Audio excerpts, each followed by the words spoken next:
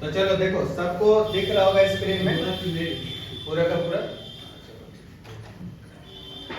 आज हम लोग chemical reaction and it's equation का रिवीजन करने वाले हैं और पूरा टॉपिक एनसीईआरटी पे डिस्कस करने वाले हैं। देखो बहुत सारा प्रॉपर्टीज है केमिकल रिएक्शन को। सबसे पहले चैप्टर का नाम समझते हैं, chemical reaction and it's equation. आप सभी ने पढ़ा होगा कि chemical reaction and it's equation में दो चीजें हैं। पहला, कोई केमिकल रिएक्शन कैसे लिखा जाता है, वो केमिकल रिएक्शन होता क्या है, और दूसरा उस केमिकल रिएक्शन का इक्वेशन क्या है। जैसे एग्जांपल में अगर हम बोलते हैं H2 react with O2 to form water, तो ये केमिकल रिएक्शन है जिसमें हम लैंग्वेज में इसको बोल सकते हैं कि hydrogen react with oxygen to form water. लेकिन जब हम इसको इक्वेशन में लिखना चाहेंगे तो इसको सिंबॉलिक रिप्रेजेंटेशन करेंगे, यानी H हाइड्रोजन को क्या लिखेंगे H2, ऑक्सीजन को क्या लिखेंगे O2, और फिर वाटर क्या बनाएंगे H2O। तो H2 plus O2 gives H2O। ठीक इसी प्रकार से जब हम एक केमिकल रिएक्शन को डिफाइन करने की कोशिश करेंगे तब हम क्या बोल सकते हैं कि सबसे पहले कौन चीजें प्रतिक्रियाएं कर रही है, कौन चीजें आपस में रिएक्ट कर रही है, क्या बन करके आ रहा है, यही पूरी घटना को हम लोग केमिकल रिएक्शन कहते हैं। यानी हम लोग कहते हैं कि when two or more substance, compound or elements combine together to form a new product with new properties, then this is called chemical reaction। अब केमिकल रिएक्शन में दो बातें होती है, एक बच्चा कि भैया भाग कौन ले रहा है रिएक्शन, और दूसरा कि रिजल्ट प्रोडक्टिविटी निकल करके क्या आ रहा है।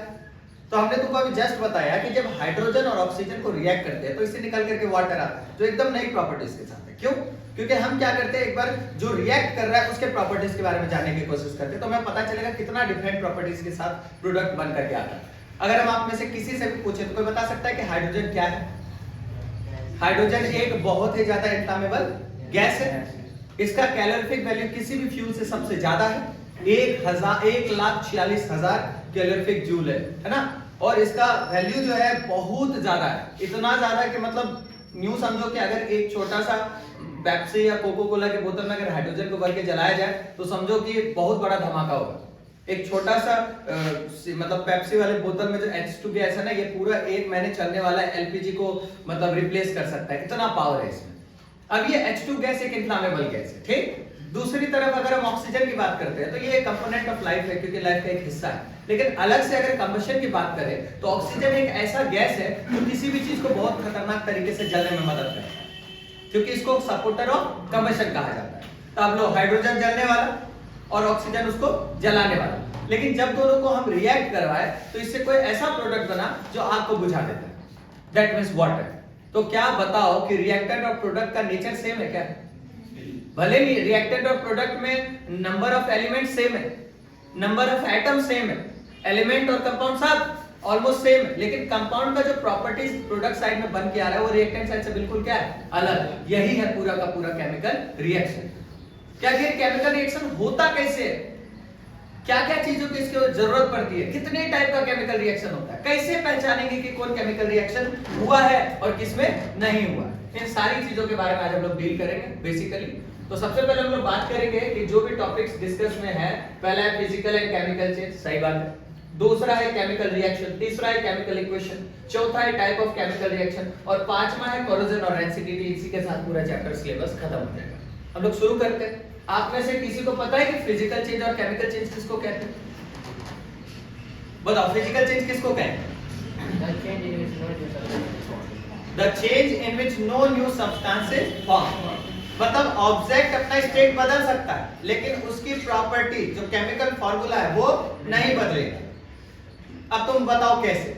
एक सबसे कॉमन और पॉपुलर एग्जांपल है वाटर का, H2O। जब हम वाटर को क्या करते हैं, हीट देते हैं। मान के चलो हम सबसे पहले वाटर को हीट दिए, वेपराइज किए। जब हम 100 डिग्री सेल्सियस पे वाटर को गर्म किए तो वेपर में बदलेगा। अब ये वेपर का टेम्परेचर कितना होगा, 100 डिग्री सेल्सियस, उससे ज्यादा नहीं होगा। अब ये वेपर एक गैसियस फॉर्म में, लेकिन अभी भी अगर इसके केमिकल फार्मूला की जांच की जाए तो फार्मूला होगा H2O in the state of gas, vapour. और जब हम इसको कंडेंसेट करते हैं किसी लोअर टेम्परेचर वाले सब्सटेंस से, कंडेंसेट करने का मतलब गर्म टेम्परेचर को ठंडा कर देना, और जब तापमान ठंडा होगा तो गैस किस में बदल जाएगा, लिक्विड में। इसी को हम लोग कहते हैं कंडेंसेशन। फिर हम लिक्विड में बदल देते हैं कंडेंसेशन करके, लिक्विड में बदल गया। अब इस लिक्विड को फ्रीज करते हैं, फ्रीज करने का मतलब जमाते हैं।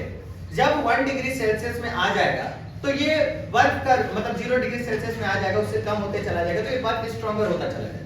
ये वाटर अब किसमें बदल चुका है? एस यानी सॉलिड। तो देखो हमने वाटर एक ऐसा सब्सटेंस है जिसको हमने डिफरेंट स्टेट में बदला, लेकिन क्या इसका केमिकल फार्मूला बदला? तीनों केस में केमिकल फार्मूला क्या है? सेम। इसका मतलब ये कि अच्छा दूसरा इस चीज को वापस से रिप्लेस कर सकते हैं, वापस से इसके ओरिजिनल फॉर्म में ला सकते हैं। क्या तुम बर्फ को पानी में वापस नहीं बदल सकता? वेपर को पानी में वापस नहीं बदल सकता। इसका मतलब कि ये अपने ओरिजिनल फॉर्म में वापस बदल सकता है। तो जो अपने ओरिजिनल फॉर्म में वापस बदल जाए, जिसमें एनर्जी इवॉल्व ना हो प्रोड्यूस होते समय, नए प्रोडक्ट फॉर्म होते समय, जिसमें कोई नया प्रॉपर्टीज के साथ नया केमिकल सब्सटेंस ना बने, ऐसे रिएक्शन को, ऐसे चेंज को फिजिकल चेंज करे। कोई दिक्कत? और दूसरी तरफ जिसमें एक नया सब्सटेंस हो और वो सब्सटेंस रिवर्सिबल ना हो, इरिवर्सिबल हो, दैट मींस कि वो सब्सटेंस वापस से ओरिजिनल फॉर्म में ना बदले, तब इसको क्या कहेंगे? कोई दिक्कत? तो फिजिकल चेंज और केमिकल चेंज समझ आ रहा होगा। थोड़ा सा हम लोग क्या करते हैं, आगे बढ़ने की कोशिश करते हैं। कहता है फिजिकल एंड केमिकल चेंज में, फिजिकल और केमिकल चेंज का एक प्रॉपर डिफरेंस दिया हुआ है। कहता है chemical change not easily reverse, not easily नहीं है, या इजीली होगा ही नहीं, नॉट रिवर्सिबल, बदल ही नहीं सकता। केमिकल रिएक्शन हो गया, केमिकल चेंज हो गया तो इजीली का बात आएगा, वो रिवर्सिबल ही नहीं होता, इरिवर्सिबल। फिजिकल मतलब इजीली रिवर्सिबल, आसानी से जिसको रिवर्सिबल किया जा सकता है। अच्छा एक बात बताओ, आटा डफ के बारे में जानते हो? डफ आटा जो सानते हैं, अब इस आटा से रोटी बना रहे हो, क्या रोटी वापस आटे में बदल सकता है? बताओ कौन सा चेंज होगा? दूध से दही बना दिए, बड़े आसान चीज है दही बनाना, क्या ये वापस से दही दूध में बदल जाएगा? तो इसका मतलब जो सब्सटेंस, आप तो बोलोगे सर इसका रिएक्शन की बात यहाँ नहीं हो रही है, यहाँ बदलाव की बात हो रही है, चेंज की बात हो रही है। अगर ऐसे सब्सटेंस वापस से अपने ओरिजिनल फॉर्म में नहीं बदल सकते तो समझ जाएंगे ये केमिकल चेंज है, और जो बन गया है वो एक नए प्रॉपर्टीज के साथ नया एक प्रोडक्ट है। क्लियर है? तो अब देखो नेक्स्ट है न्यू प्रोडक्ट फॉर्म। कोई दिक्कत इसमें? नो न्यू प्रोडक्ट फॉर्म, कोई दिक्कत? Reactant used up, that means कि H2 react with O2, that means H2 is used up, O2 is used up। अब जो प्रोडक्ट बना है वो H2O है, ना उससे हम H2 निकाल सकते ना हम O2 निकाल सकते। जाओ तो पानी से निकाल के आओ तो हमको H2O2। अब तुम प्रोसेस की बात ना करो कि इतना इतना प्रोसेस करेंगे, वो है इक्विपमेंट्स हमारे पास, नॉर्मल लाइफ में कॉमन पीपल इस्तेमाल कर सकता है वाटर को तोड़ के हाइड्रोजन और ऑक्सीजन अलग करना, नहीं ना, तो ये पॉसिबल नहीं। तो दैट मींस हम ये कह रहे हैं कि इसमें रिएक्टेंट्स यूज हो जाएगा केमिकल से, जो प्रोडक्ट बन चुका है वो बन गया, अब वो यूज नहीं, रिवर्स नहीं होगा। लेकिन जो फिजिकल चेंज में उसमें क्या होता है, ऑफन जस्ट द स्टेट, एक परिस्थिति बदलती है, लेकिन वो रिएक्टेंट यूज्ड अप नहीं होता, वो वापस से रिवर्सिबल हो सकता है, केवल स्टेट बदलता है, बोले ना जस्ट द स्टेट। नेक्स्ट है कि often heat light sound fizzing occurs. अब ये वही चीज है जिसके थ्रू हम लोग पहचानेंगे कि केमिकल रिएक्शन हुआ है कि नहीं। मान लो किसी केमिकल रिएक्शन में हीट का इवोल्यूशन होता है, जैसे चूने में, चूने के पत्थर को जिसको हम लोग बोलते हैं क्विक लाइम, इंग्लिश में बोले तो सी, फॉर्मूला में बोले तो CaO। जब इस क्विक लाइम को हम स्लैक लाइम बनाना चाहेंगे तो उसमें क्या ऐड करेंगे बच्चों?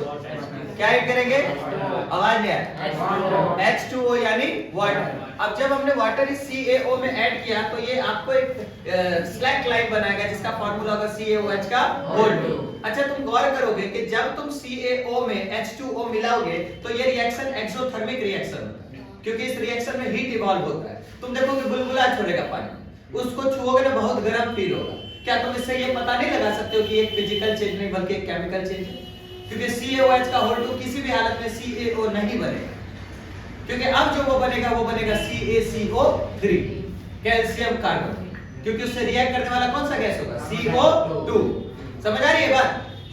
क्योंकि CaOH होल 2 के साथ रिएक्ट केवल कार्बन डाइऑक्साइड करता है। जैसे हमने चूना डाला, व्हाइट वॉशिंग किया, तो व्हाइट वॉशिंग जब किया तो इसमें कौन सा गैस रिएक्ट कर रहा है?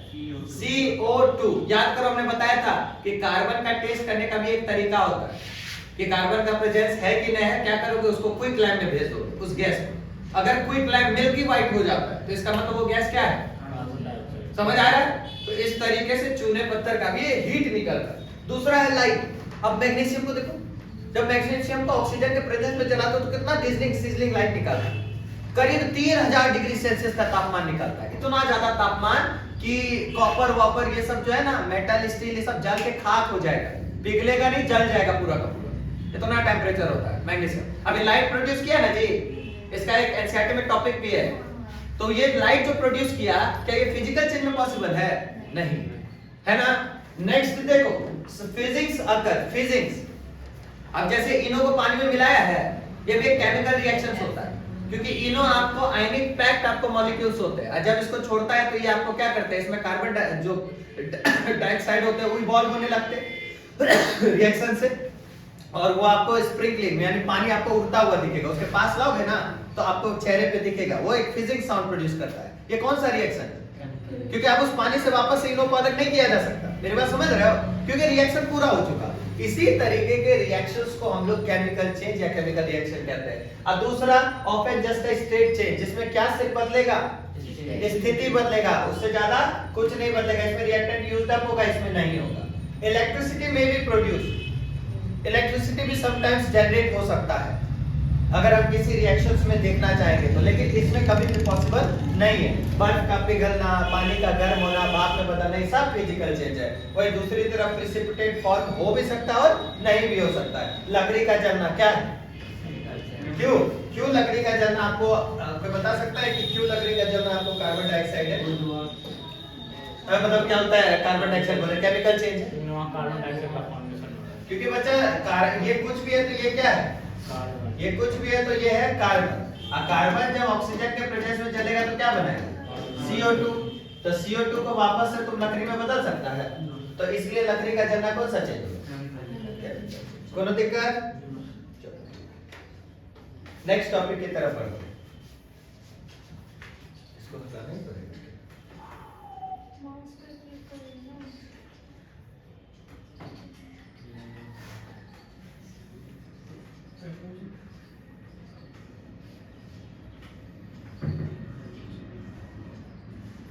बहुत ज्यादा सेंसिटिव। देखो, what is a chemical reaction? कहते हैं chemical reaction is in which the bonds are broken. याद करो, हमने आपको नोट्स में भी पढ़ाया था, जिसमें हमने कहा था कि केमिकल रिएक्शन में ओल्डर बॉन्ड्स टूटते हैं और न्यू बॉन्ड्स आर फॉर्म। हाँ या ना? याद है कि नहीं है? तो यहाँ भी वही बातें की जा रही है। केमिकल, ये एक अच्छा डेफिनेशन होता है बच्चों, इस डेफिनेशन के थ्रू ना मतलब हम लोग एक क्लैरिटी लाते हैं। अब ये पुराना डेफिनेशन हो गया है, when two or more reactant combine together to form a new product with new properties is called chemical reaction। वो केमिकल चेंज का भी डेफिनेशन। केमिकल रिएक्शन में कुछ एक्स्ट्रा पढ़ो कि हाँ इसमें होता क्या है। तो केमिकल रिएक्शन में अंतर्गत क्या होता है कि जो एलिमेंट्स आपस में जुड़ रहे होते हैं उनके बीच का जो पुराना बॉन्ड होगा, पहले से जुड़ा हुआ बॉन्ड, जैसे H2 में H और H के बीच का सिंगल बॉन्ड, O2 में O और O के बीच का डबल बॉन्ड, ये जो 2 और 3 बॉन्ड ये टूट जाते हैं और H2O में जुड़ जाते हैं, है ना। अब O पे 2 बॉन्ड है, एक बॉन्ड इधर H और एक बॉन्ड उधर H। समझ आ रही है बात? तो इस तरीके से पुराने बॉन्ड टूटते हैं और नए बॉन्ड बनते हैं, इसी को कहते हैं केमिकल रिएक्शंस। और दूसरे भाषा में कह सकते हो the transformation of chemical substance into a new chemical substance. मतलब एक केमिकल सब्सटेंस जब दूसरे नए केमिकल सब्सटेंस में बदल जाता है। अब कोई भी एक एलिमेंट है तो एक केमिकल सब्सटेंस है कि नहीं? क्योंकि वो एक केमिकल है। अब यही एलिमेंट आपस में जुड़ के कोई नया कंपाउंड बनाए तो क्या वो केमिकल सब्सटेंस नहीं है? वो भी केमिकल सब्सटेंस है। तो वही सीधे एक लाइन में बोल दिया कि एक केमिकल सब्सटेंस जब दूसरे केमिकल सब्सटेंस में बदलता है एक नए और पुराने बॉन्ड को तोड़कर नए बॉन्ड के साथ, तो इसी को क्या कहते हैं? Chemical reaction. कोनो दिक्कत? नोट पॉइंट कह रहे हैं chemical reaction are the process which lead to a chemical change. ये रिएक्शन वो प्रोसेस है जो एक केमिकल बदलाव लाते हैं, और केमिकल बदलाव जब तक नहीं होगा तब तक केमिकल रिएक्शन नहीं होगा। कोनो दिक्कत? अच्छा, अगर तुमसे एक लाइन में पूछे कि बताओ कि केमिकल रिएक्शन में एनर्जी इवॉल्व होता है कि फिजिकल चेंज? हमेशा ही, है ना? समझ रहे हो? अब है कि how to identify a chemical reaction, और एनसीईआरटी में है कैरेक्टरिस्टिक्स ऑफ केमिकल रिएक्शन। दोनों टॉपिक सिमिलर है।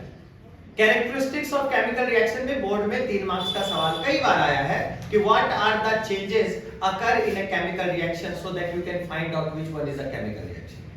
कि किसी केमिकल रिएक्शन में कौन से बदलाव ऐसे आपको देखने को मिलते हैं जिसके बेसिस पर आप ये कहते हैं कि ये केमिकल रिएक्शन है। बताइए। तो टोटल 1 2 नहीं 4 5 इस तरीके ऐसे होते हैं ना जी। तो जिसमें आप देख सकते हो सबसे पहला क्या है? ये चेंज इन स्टेट, वही बताए थे ना, स्थिति में बदलना। अब जैसे H2 एक गैस है, O2 एक गैस है, काहे बार-बार इस रिएक्शन को ले रहे हैं? समझाने के लिए। आप अदर रिएक्शन खुद से भी पढ़ सकते हो। H2 एक गैस है, O2 एक गैस है, दोनों की स्थिति क्या है? G और G। लेकिन जैसे इन दोनों को रिएक्ट करवाए तो इसकी स्थिति क्या हो गई? L, यानी लिक्विड। H2O क्या बन गया? लिक्विड। क्या स्टेट चेंज नहीं हो रहा? स्टेट चेंज हो रहा है कि नहीं बताओ? Change in colour, change in colour यानी रंग भी बदलेगा, इवोल्यूशन ऑफ गैस यानी गैस भी निकलेगा, चेंज इन टेम्परेचर तापमान भी बदल जाए, फॉर्मेशन ऑफ प्रेसिपिटेट, प्रेसिपिटेट यानी प्रेसिपिटेट बताए थे ना, ऐसा सॉलिड सब्सटेंस जो किसी केमिकल रिएक्शन से निकलता है और उस केमिकल रिएक्शन में इनसॉल्युबल फॉर्म में रहता है, मतलब अघुलनशील। जैसे एक कंकर को पानी में रखोगे और कितना भी उसको स्टिर करोगे, कितना भी शेक करोगे, क्या वो कंकर पानी में मिक्स होगा? क्यों नहीं होगा? क्योंकि वो इनसॉल्युबल है नेचर, वो इतने छोटे नहीं हैं। आपको पढ़ा होगा कि कोई सॉल्यूशन बनाने के लिए, होमोजेनियस सॉल्यूशन बनाने के लिए पार्टिकल्स के साइज को 1 नैनोमीटर से छोटा होना होगा, तभी उस सॉल्यूशन में क्या होता है, सस्पेंडेड पार्टिकल्स नेचर में रहेगा और उसको हम लोग कहेंगे सॉल्यूशन। लेकिन कोई भी इनसॉल्युबल सब्सटेंस, अघुलनशील वस्तु जो पानी में ना घुल पाए, ऐसे अघुलनशील वस्तु को हम लोग क्या कहते हैं? Insoluble substance. और अगर ये केमिकल रिएक्शन में फॉर्म हो रहा है तो उसको कहेंगे प्रिसिपिटेट। क्या कहेंगे? ये हमेशा सॉलिड नेचर का होगा। किस नेचर का? क्योंकि लिक्विड में लिक्विड नेचर बहुत कम ही इनसॉल्युबल होता है। अच्छा बताओ, लिक्विड में लिक्विड कब सॉल्युबल नहीं होगा? जब दोनों में क्या चीज का डिफरेंस हो? बोलो। लिक्विड में सॉलिड इसलिए नहीं मिल पा रहा क्योंकि भैया सॉलिड जो है पूरी तरीके से टाइटली पैक्ड है, वो अपने आप को डिसॉल्व नहीं कर रहा है, उसका साइज छोटा नहीं हो रहा। लेकिन लिक्विड और लिक्विड कब आपस में डिसॉल्व नहीं होगा? डेंसिटी के डिफरेंस के कारण। Very nice. जैसे एक तेल पानी में कभी डिसॉल्व क्यों नहीं होता? क्योंकि तेल का डेंसिटी हमेशा ही पानी से क्या होता है? कम, इसलिए वो पानी के सरफेस पे रहना चाहता है।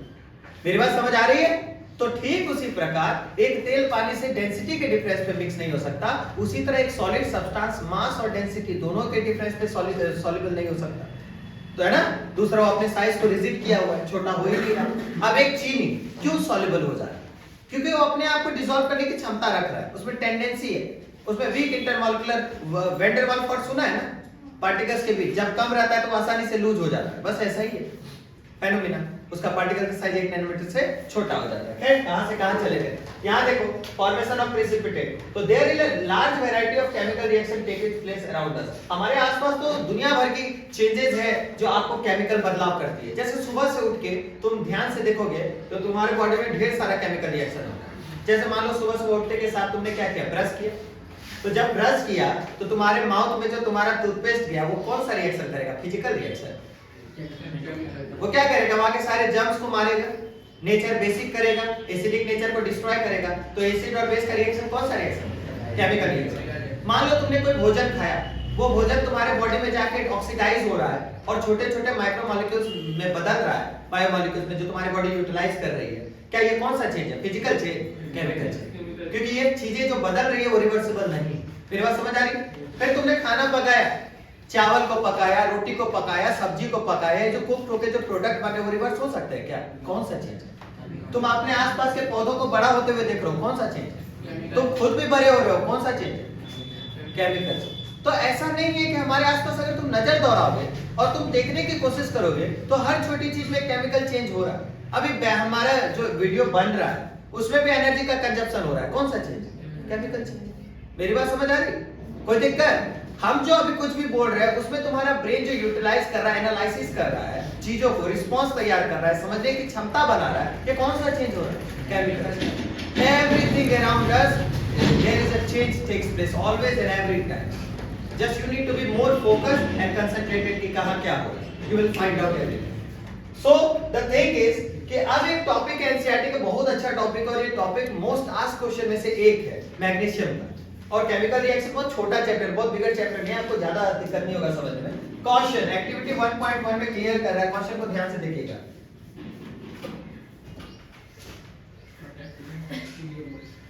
कहता है कि this actually needs a teacher's assistance. लो हम यहां पे मौजूद है।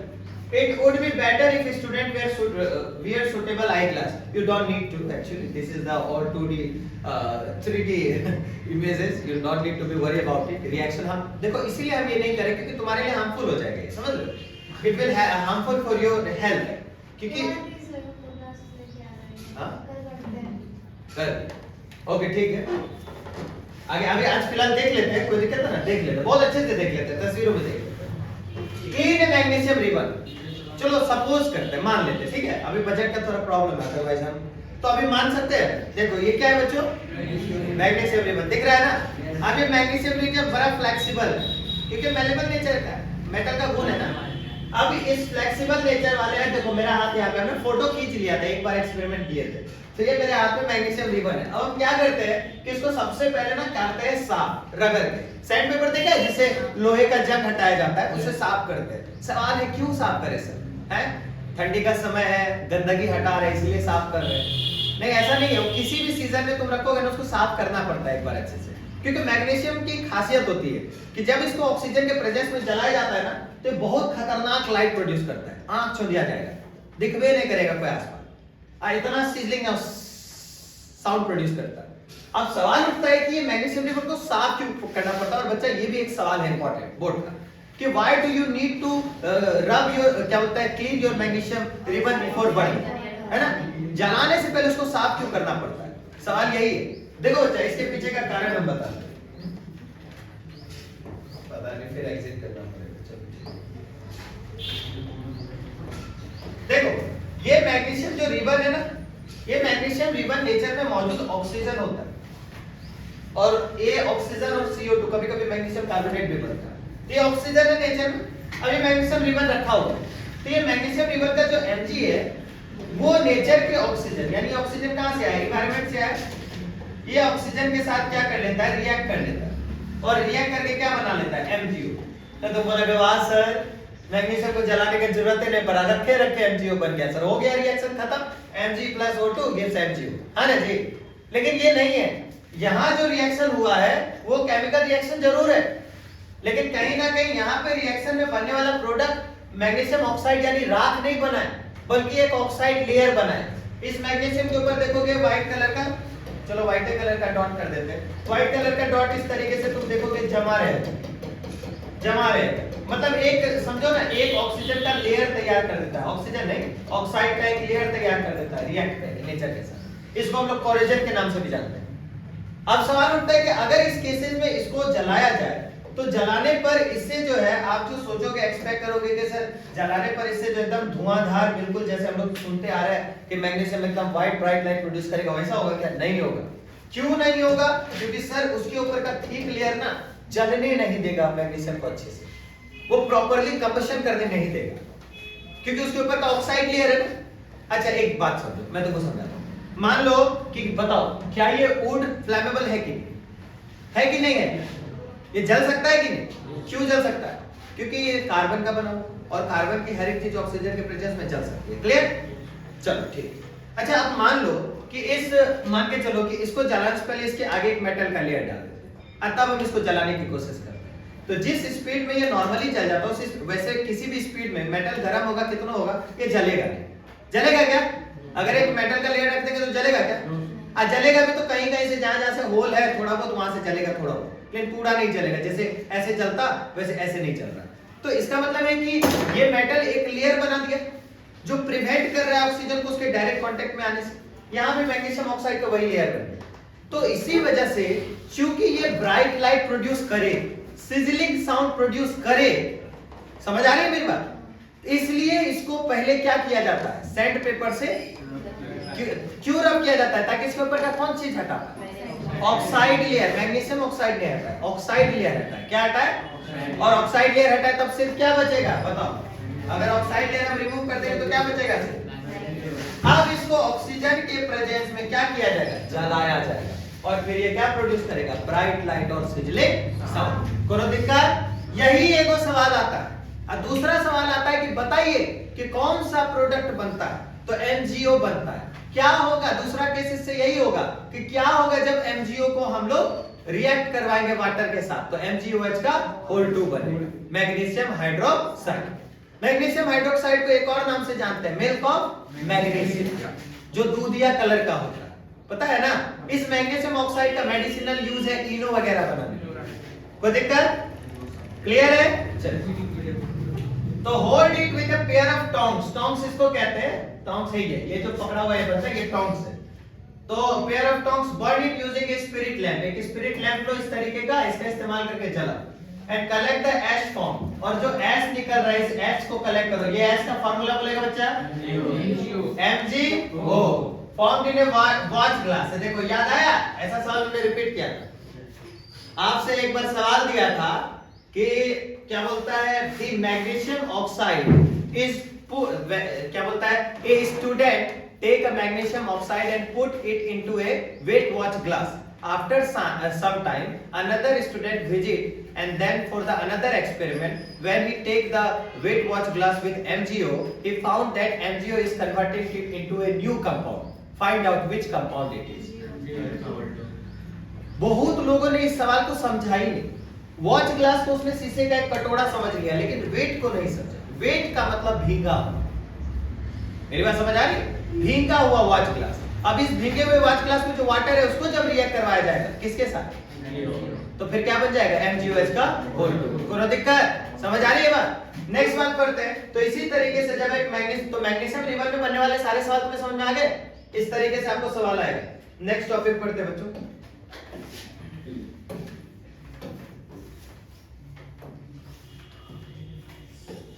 चलो, you must have observed that magnesium ribbon burns with a dazzling white flame. Dazzling white flame का मतलब आप समझ रहे हो ना? खतरनाक लाइट है and changes into a white powder. This powder is magnesium oxide. It is formed due to the reaction between magnesium and oxygen in the air. Now the topic is what is chemical equation. I have told you chemical reaction what it is. Transformation of a chemical substance into another chemical substance with new properties. है ना? When two or more chemical compound react with each other to form a new product with new properties is called chemical reaction, or the reaction in which older bonds breaking down to form a new product with new bonds is known as chemical reaction. बहुत सारी definition हो सकते हैं, आप बोल सकते हैं। Now what is chemical equation? आपने मैथ में इक्वेशन पढ़ा है, फैक्टराइजेशन पढ़ा है। फैक्टराइजेशन क्या होता है? जिसमें आप छोटे-छोटे मतलब जो डिजिट के ग्रुप होते हैं उसको क्या करते हो? डिफरेंशिएट करते हो, मतलब ये बांटते चले जाते हो।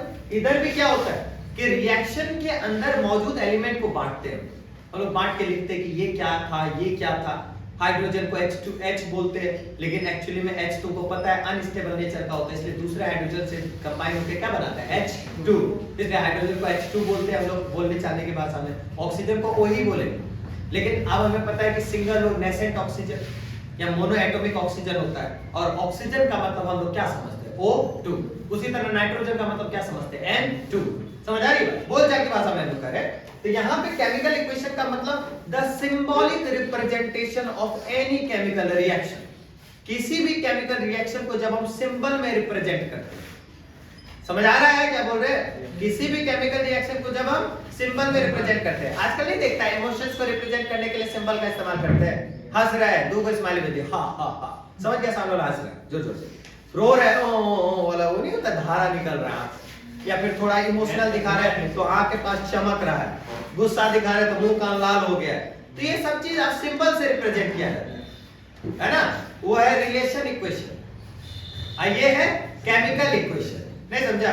तो केमिकल इक्वेशन क्या है? Chemical equation is the symbolic representation of chemical substance. That means A plus B is equal to AB, H2 plus O2 is equal to H2O, C plus O2 is equal to CO2. In this equation, इस प्रकार के equation में A या B को हम लोग क्या कहते हैं बच्चों? क्यों? क्योंकि हमने पढ़ा कि जो केमिकल सब्सटेंस रिएक्शन में भाग लेते हैं, the chemical substance takes part in chemical reaction is called reactant. The chemical substance produced with a new produced as a result after the reaction is known as product. तो पढ़ो तो Na plus Cl2, NaCl क्या बनेगा? Cl2 का है बोले क्योंकि chlorine भी गैसियस फॉर्म में रहता है और ये भी डुएट बना के रहता है, तो क्या बनेगा प्रोडक्ट में NaCl। तो बोलोगे सर ये 2 बैलेंसिंग पता है ना, ये अनबैलेंस्ड इक्वेशन है, 2 सामने रख दो हो गया बैलेंस, इधर 2 रख दो।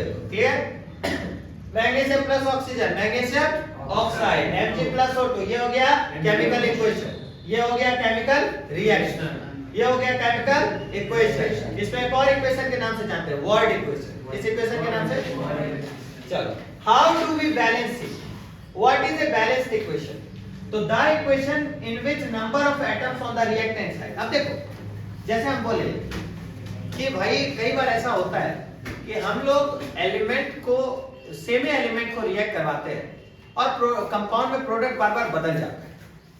कई बार ऐसा आपने देखा होगा, जब एलिमेंट सेम है, H है, O है, हमेशा H है, लेकिन ऐसा है कि कभी कभी H2O2 भी बनता है, हाइड्रोजन पेरोक्साइड भी बनता है। तो इसमें क्या चीज का कारण रहता है कि हम हाइड्रोजन और ऑक्सीजन को जोड़ रहे हैं, तो हमारे दिमाग में हमेशा होना चाहिए कि हाइड्रोजन और ऑक्सीजन जुड़ के वाटर बनता है, लेकिन हम हाइड्रोजन और ऑक्सीजन को जोड़ के हाइड्रोजन पेरोक्साइड भी बना सकते हैं। तो सवाल है सर, ये दोनों ही कंपाउंड तो अलग अलग, फिर बन कैसे गया? तो हम लोग वो चीज नोटिस नहीं करते जो क्लास 10 को नोटिस करना होगा, वो है नंबर ऑफ एटम्स। तो बेटा रिएक्टेड जरूर रिएक्टेड में एलिमेंट का इन्वॉल्व होता है, तभी तो प्रोडक्ट बनेगा ना, लेकिन वो इन्वॉल्वमेंट सिंगल एलिमेंट का ही जरूरी नहीं, वो एलिमेंट मोर देन 1 भी हो सकते हैं, मोर देन 2 भी हो सकते हैं। दैट मींस कि 2Na भी रिएक्ट कर सकता है, 4Na भी रिएक्ट कर सकता है, 10Na भी रिएक्ट कर सकता है, 12H2O भी रिएक्ट कर सकता है। मेरी बात समझ रहे हो? तो ये चीजें हमें बताती है कि जब नंबर ऑफ एलिमेंट, इसी को हम लोग कहते हैं कि रिएक्शन सही है कि नहीं, इससे भी पता चल जाता है। क्योंकि जैसे रिएक्शन अनबैलेंस रह जाएगा, बैलेंस नहीं हो पाएगा, मतलब वो रिएक्शन क्या है? गलत है। समझ आ रही बात? क्योंकि law of conservation of energy क्या कहता है?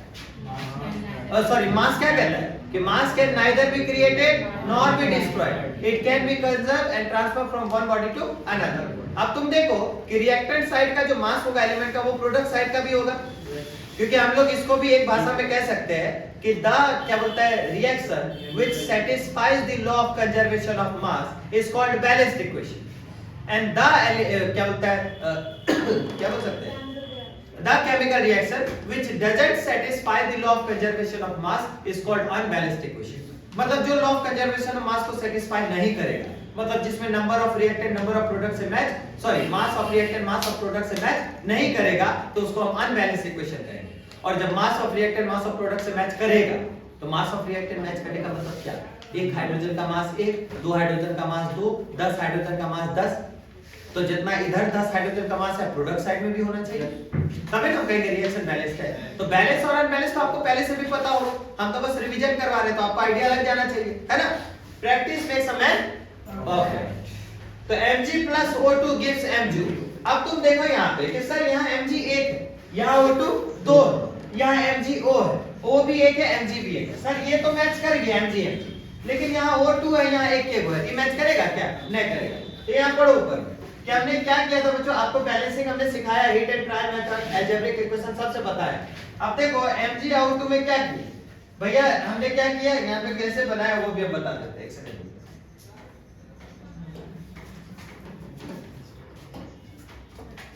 क्या किया ध्यान से देखो, हमने क्या किया, एक लाइन इस तरीके से दे दी। हमें पता है कि जितना इधर एलिमेंट उतना इधर भी रहेगा, तो इधर एक एलिमेंट Mg है, इधर Mg लिख, इधर एक एलिमेंट O है, इधर O लिख। अब इधर जितना है उधर इधर भी होगा, प्रोडक्ट साइड भी Mg और O क्लोरीन कारण। अब क्या करते हैं, Mg का अमाउंट देखते हैं, यहाँ कुछ नहीं है, यहाँ कुछ है, ई रिएक्शन को देखो, यहाँ कुछ है क्या? नहीं है, कुछ भी नहीं है, तो यहाँ पे 1 लिख देते हैं, क्योंकि Mg कुछ नहीं तो एक तो है ना। यहाँ O के को है 2 है, 2 लिख। अब यहाँ Mg के को है 1 और यहाँ O के को है 1। अब देखो क्या नंबर ऑफ एटम सेम है? तो बताओ, ये तो अनबैलेंस्ड इक्वेशन हो गया, इसका मतलब ये mass of reactant mass of product के बराबर नहीं होगा। बोलो ना, मुआ मुई बता दो कैसे नहीं होगा। यहाँ Mg 1 है, तो 1 Mg का मास कितना हुआ? 12 है, 12 यूनिट मास 12 U। इधर Mg 1 हुआ 12, ऑक्सीजन 2 हुआ 16, क्योंकि ऑक्सीजन का मास कितना होता है? सॉरी 16 होता है, तो 16 दूनी 32।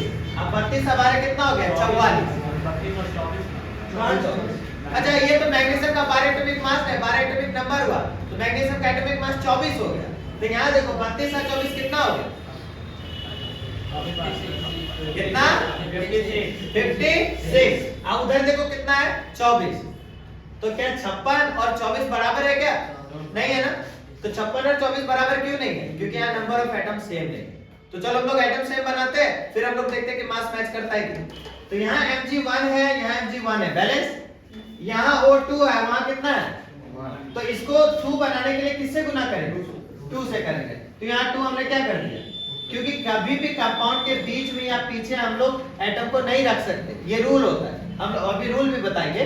हम लोग एटम को हमेशा कहाँ रखेंगे? कंपाउंड के फर्स्ट में। तो जब 2 रख दिए तो अब Mg कितना हो गया? 2, O कितना हो गया 2। तो अब यहाँ पे mg कितना है 1 और यहाँ पे O कितना है 2। तो इसलिए यहाँ जब 2 हम रख दिए हैं और हमारा mg 2 हो गया, O 2 हो गया, यहाँ O 2 है लेकिन mg अभी भी 1। तो mg को 2 करने के लिए किससे गुना करें? तो 2 से। तो यहाँ क्या करेंगे? क्योंकि अब हमने जस्ट रिएक्टेंट के पीछे नहीं कुछ बदलना है, सिर्फ सामने रखना है। देखो अब पढ़ो, mg2 है, यहाँ mg2 है, यहाँ O2 है, यहाँ O2 है, बोलो ना। तो बताओ अब law of conservation of mass follow करेगा? इधर 56 तो उधर भी कितना होगा 56। क्लियर है? यानी समझ में आया law of conservation of mass? चलो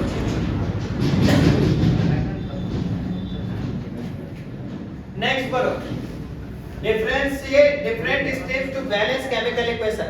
अलग अलग स्टेप से बैलेंस कैसे करेंगे पूरा एनसीईआरटी का लाइन लिखा हुआ है। ये पहला स्टेप कि to balance a chemical equation first draw boxes around each formula. इस तरीके से बॉक्सेस बना लो। Do not change anything inside the boxes while balancing the equation. जब इक्वेशन को बैलेंस कर रहे होगे तो बॉक्स के अंदर का कुछ भी बदलना नहीं है। और ये एक अच्छा तरीका है समझने के लिए कि हमें कुछ भी चेंज करना है तो बॉक्स के बाहर।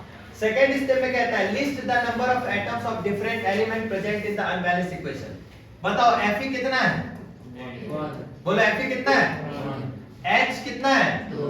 O कितना है? 1। कोई दिक्कत? अब सेकंड तरफ देखो,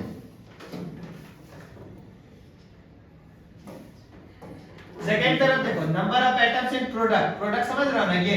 तो बताओ Fe कितना है? 3। O कितना है? O यहाँ 4 है, देखो 4 है ना। H कितना है? 2। तो इसका मतलब हम देख पा रहे हैं कि नंबर ऑफ एटम 3, 2 और 4 है, 1, 2 और 1 है। कभी भी मैच करेगा? तो ये कौन सा इक्वेशन होता है? अनबैलेंस्ड। सेकंड स्टेप थर्ड पर, it is often convenient to start balancing with the compound that contains the maximum number of atom. तो ये तरीका है कि अगर हम लोग केमिकल रिएक्शन को बैलेंस करना चाहते हैं तो आसान तरीका ये है कि आप ऐसे एटम को चुनो जिसका सबसे ज्यादा क्या हो, सबसे ज्यादा मतलब सॉरी ऐसे एलिमेंट को चुनो जिसका सबसे ज्यादा क्या हो एटम। क्या लिखा हो? It is often convenient to start balancing with the compound that contains the maximum number of atom. It may be a reactant और ए प्रोडक्ट। ये हो सकता है रिएक्टेंट साइड हो या प्रोडक्ट साइड। अब इस सिंगल एलिमेंट को नहीं चुनेंगे, हम किसको चुनेंगे? कंपाउंड को पहले देखेंगे कि किस कंपाउंड में सबसे ज्यादा एटम है। तो Fe3O4 में तो पहले उसी को बैलेंस करना शुरू करेंगे। तो आगे कहता है कि select the element which has the maximum number of atoms using this criteria we select Fe3O4, क्योंकि Fe में सबसे ज्यादा एटम और O में भी सबसे ज्यादा atom. and the element oxygen in it, there are 4 oxygen atom and 3 iron atom। ठीक है? तो there are 4 oxygen atom on the right hand side और LHS में oxygen atom कितना है? केवल और केवल एक। अब पढ़ो, सबसे पहले तो balance the oxygen atoms of oxygen initial मतलब H2O में केवल 1। Fe3O4 में केवल टू बैलेंस 1 into 4 को 4 करने के लिए कितना से गुना करें? 4 से। तो 4 से गुना करके अब क्या करेंगे? 4 से जैसे गुना किए तो हमने कहा था ना पहला स्टेप है कि बॉक्स के अंदर में कुछ भी चेंज नहीं करना। तो 4 हमने LHS साइड किया था कि RHS साइड? LHS साइड किया, बोलो ना, क्योंकि LHS साइड का O कितना है 1 और इधर कितना है 4। तो इसका 1 को कितना से गुना किए थे? 4 से। तो यहाँ 4 लिख दिए, देखो बॉक्स के बाहर लिखे। और हमने कहा था कभी भी बॉक्स के अंदर या बॉक्स के पीछे नहीं चेंज करना, हमेशा कहां करना है? आगे। देख रहा है? 4 लिख दिए, यहां तक समझ में आया? आगे पढ़ो। 4 Fe and H atoms are still not balanced। मान के चलो H2 देखो, H2 तो यहां मैच नहीं कर रहा, O भले बैलेंस हो गया, O 4 है इधर भी 4 है, लेकिन ना Fe मैच कर रहा और ना ही H। तो आगे कहता है Fe and H atoms are still not balanced, pick any of these elements to proceed further। अब कि इन दोनों में से यानी Fe और H में से कोई एक एलिमेंट को चुनो। Let us balance hydrogen atoms in partly balanced equation to equalize. अब हाइड्रोजन को मेजर करना, तो देखो हाइड्रोजन का अमाउंट इधर कितना है? 4 दूनी 8। यानी हमने क्या कहा था रिएक्शन में? हमें बताया गया था कि आप उसी एलिमेंट या कंपाउंड को चुनो जिसमें एटम सबसे ज्यादा हो। तो हमने H को क्यों चुना? क्योंकि H का एटम अब क्या है? अब सबसे ज्यादा है, 8 है, और इधर H कितना है? केवल। तो बताओ इस 8 करने के लिए इस साइड में 2 से कितना गुना करें? 4 से किए गुना। 4 से किए गुना तो दोनों साइड हाइड्रोजन की संख्या कितनी हो गई? 8 हो गई, बोलो ना। अब यहाँ हमने 4 से गुना किया तो 4 हमने किसके आगे रख दिया? आ रहा है समझ में बेटा? स्टेप बाय स्टेप है। तुम अगर एक बार में करना सीख गए तो तुरंत तुमसे होने लगेगा, कोई दिक्कत वाली बात नहीं। तो इक्वेशन में हमने क्या किया, Fe यहीं रहने दिया, 4 H2O में 8 हाइड्रोजन हो गया, 4 ऑक्सीजन हो गया, इधर 4 ऑक्सीजन है, 8 हाइड्रोजन हो गया। अब क्या बच गया बेटा, Fe इधर कितना है, इधर बताओ कितना से गुना कर देंगे, 1 गुना 3। तो देखो नेक्स्ट क्या किया, Fe को 1 चूज किया, रिएक्टेंट साइड और प्रोडक्ट साइड कितना 3, ये 3 करने के लिए कितना से गुना करते हैं, अब देखो 3 रख दिए यहाँ पे, 3 Fe plus 4 H2, ये Fe3O4 plus 4 H2। बोलो बैलेंसिंग सीखा कि नहीं सीखा? किसी भी रिएक्शन को बैलेंस करने के लिए पहले कैसे कंपाउंड को चुनना होगा, जिसमें सबसे ज्यादा एटम रहे, और ये किसी भी साइड हो सकता है, LHS भी और RHS भी, ठीक है। अब उसमें से कोई भी एक एलिमेंट चुनो और उस एलिमेंट का एटम को रखो सामने में, जितना एटम पुराना है उतना गुना कर दो उससे, कोई दिक्कत। ऐसी तरीके से स्टेप बढ़ाते जाओ, तुम्हारा इक्वेशन बैलेंस। हम लोग वैसे शॉर्ट 4 को तो हम लोग को सबको आता है करना, नहीं ये अब बोर्ड पे 4 से ज्यादा पूछता ही नहीं बेटा, ये चीज क्लियर कर। अब writing symbols of physical state, देखो ये भी बहुत एक अच्छा तरीका है जो हम लोग नहीं करते अक्सर, ये चीज करनी चाहिए केमिकल रिएक्शन को खूबसूरत बनाने के लिए। एग्जांपल में शादी ब्याह में जब लोग जाता है, मैरिज किसी की शादी वगैरह में, कितना तैयार होके जाता है, मतलब मस्त एकदम कोट, लोग देखने आ रहा है, हम भी देखेंगे लोग को, लोग भी हमको देखेगा, किसी को शायद पसंद आ जाए तो मामला सेट है ना, बहुत सारी बातें होती हैं। तो लोग जो है हमेशा नीचे से ऊपर तक चमकता है। अब मेकअप मान लो लड़की लोग गलती से करना भूल गई, अब शादी में पहुंच गए पूरा तैयार, अब कोई सामने वाला नॉक कर दिया, यार आज बहुत साधारण लग रहे हो, आईना देखा, फिर बताओ क्या हुआ, शादी बर्बादी का घर बन जाएगा, आतंक मच जाएगा, अफरा तफरी मच जाएगा, भागो भागो भागो, समझ रहा है? काहे कि वो सुंदर नहीं दिख रहा, वो अपने ओरिजिनल रूप में है। ठीक उसी प्रकार अगर कोई केमिकल रिएक्शन को उसके ओरिजिनल रूप में लाने का तरीका है कि उसके स्टेट को रखना, कि वो किस अवस्था में किस परिस्थिति में नहीं रखेगा तो उसकी सुंदरता धूमिल हो जाती है, नहीं जी? तो सुंदरता बनाए रखने का काम करोगे कि ऐसे ही बस जय बता, जय बता, तो सुंदरता बनाना, तो सुंदरता बनाने के लिए बहुत इंपॉर्टेंट है क्या, कि जिस भी इक्वेशन को हम लिख रहे हैं उस इक्वेशन के बगल में ब्रैकेट में हम क्या करेंगे, उसका स्टेट देंगे, ताकि सामने वाला भी हमको जज करे ना तो बोले क्या यार बंदा पढ़ता है, अच्छे से पढ़ता है, समझता है चीजों को। ऐसा नहीं कि केवल रट के आ गया है CO2 बराबर कार्बन डाइऑक्साइड, CO2 बराबर कार्बन डाइऑक्साइड, रट के नहीं है, उसे पता है कि CO2 इज अ G यानी गैस है। समझ आ रही बात? इसीलिए अधूरा ज्ञान पूरे में डाल। अधूरा ज्ञान में जब लोग भाषण देने या डिस्कशन करने जाता है ना तो बर्बाद हो जाता है। जाके हाँ हमको पता था सब, क्या हुआ था वो तो भूल गए। Writing symbol of physical state, किसी केमिकल रिएक्शन का फिजिकल स्टेट कैसे करना है। Carefully examine the above balance equation. अभी ऊपर का अबव बैलेंस इक्वेशन को क्या करो, एग्जामिन करो। Does this equation tell us anything about the physical state? क्या तुम्हें ये इक्वेशन बता रहा है कि फिजिकल स्टेट किसी भी रिएक्टेंट या प्रोडक्ट का क्या है? बोलो, बता रहा है? तो no information has been given in this equation about their physical state. किसी भी इक्वेशन में फिजिकल स्टेट नहीं दिया हुआ है। So the physical state of the reactant and product are mentioned along with their chemical formula. और हम लोग जब पढ़े होंगे केमिकल रिएक्शन में तो हर एक केमिकल रिएक्शन के फार्मूला के बगल में उसका स्टेट दिया रहता है जो हमें देखने की जरूरत है। This gaseous, liquid and aqueous and solid state of reaction respectively. Just like Fe is a S. S मतलब H2O is a G. G मतलब Fe3O4 is a S. S मतलब H2 is a gas. G. G मतलब तो इस तरह जैसे CO2 plus 12H2 ये बेटा एक फोटोसिंथेसिस का रिएक्शन बहुत इंपॉर्टेंट है। ये आपको लाइफ प्रोसेस में भी जरूरी होता है। तो लाइफ प्रोसेस में है जरूरी, लेकिन देखो यहाँ पे बैलेंस इक्वेशन है। अब बैलेंस इक्वेशन के साथ साथ हर एक का स्टेट दिया हुआ है। बच्चों स्टेट देना बहुत जरूरी है ताकि एक केमिकल रिएक्शन पूरा लगे। और इसलिए स्टेट तुम याद कर लो, बहुत ज्यादा आपको याद करने की आवश्यकता नहीं है। कई साल से केवल एक ही चीज, 2 ही 4-5 चीजें रिपीट हो रही है, उन चीजों का स्टेट एटलीस्ट याद रख लो, बेहतर रहेगा एग्जाम के लिए। चलो इस रिएक्शन को बैलेंस करके दिखाओ तो CH4 plus O2 gives CO2 plus H2। फटाफट बैलेंस करो, जल्दी बैलेंस कीजिए, ट्राई कीजिए। अभी हमने आपको स्टेप बताया है बैलेंस।